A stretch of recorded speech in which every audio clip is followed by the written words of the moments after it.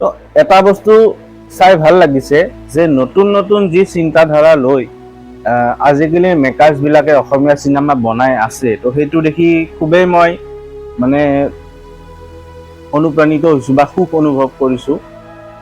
ভাল লাগিছে যে তেওঁলোকে মানে তেওঁলোকৰ যোনটো মানে টিপিকেল যোনটো এটা সেই আছিল ষ্টেৰিঅ'টাইপ জনৰা আছিল সেইটো বাদ দি তেওঁলোকে অলপ কিবা হাতকে বা এক্সট্ৰা কৰিব বিচাৰিছে।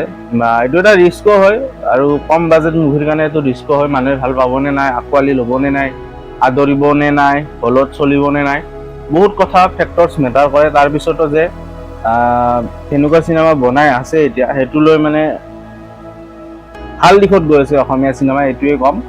আৰু বাকী চুপা চুপিৰ ভিডিঅ' দিছোঁ, যোনে যোনে চোৱা নাই গৈ চাই লওক। তো আজি এখন নতুন চিনেমাৰ কথা ক'ম আৰু এই চিনেমাখন আহি আছে লোকেল কুমফু মেকাৰ্ছৰ পৰা, টিম অফ লোকেল কুমফু।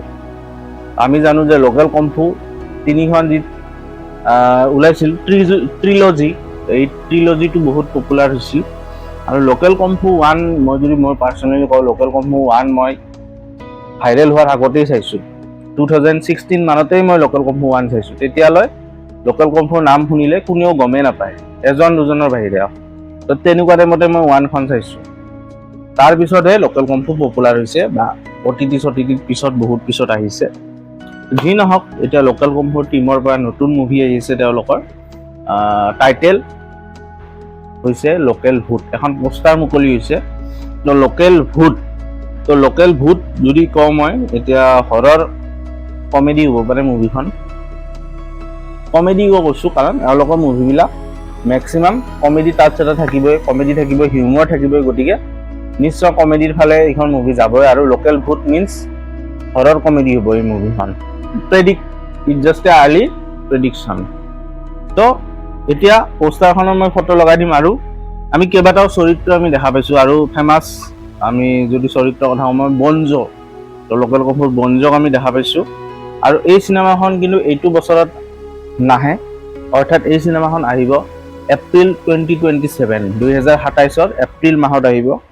আৰু ৰিটেন ডাইৰেক্টৰেট এণ্ড প্ৰডিউচ বাই কেনি দেউৰী বসুমতাৰী।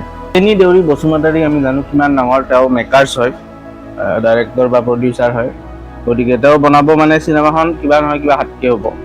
আৰু মই অলপ কাষ্টিঙৰ কথা যদি কৈ দিওঁ, বনি দেউৰী, আদ্ৰিতা পৰশা মহন্ত, মৈত্ৰী দাস, ৰূপশ্ৰী ফুকন, কাজবি শংকৰীচন, জাভেদ আখতাৰ লস্কৰ, দীপক ৰয়, ইমিথা আহমেদ আৰু বিভাস সিনহা। তো কাষ্টিং লৈছে, নিউ কামাৰ্ছ বিলাকত কাষ্টিং লৈছে। বাৰু যিয়ে নহওক, যদি চিনেমাখন ভাল হয় তেতিয়াহ'লে চিনেমাখন অসমৰ মানুহে আকোৱালি ল'ব। আৰু অসমৰ মানুহে এতিয়া জেনজি, মই যদি কওঁ জেনজিৰ কথা, জেনজিয়ে সদায় হাতকে মুভি বিচাৰে।